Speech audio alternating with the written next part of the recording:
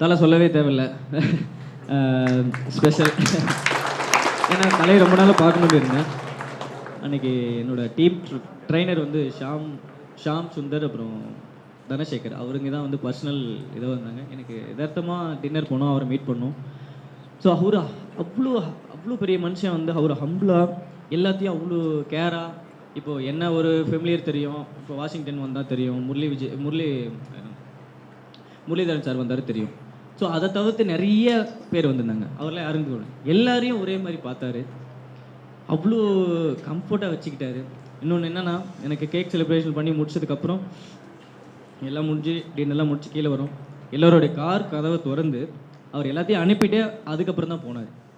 So அந்த மாதிரி இந்த மாதிரி மனுஷங்களை பார்க்குறப்போ என்னென்னா, லைஃப்பில் நம்ம என்ன கஷ்டப்பட்டாலும் முன்னேற முடியும் அப்படிங்கிற ஒரு கான்ஃபிடென்ட் வரும். ஸோ அது அவர்கிட்ட இருந்து எனக்கு வந்தது. Okay, thank you.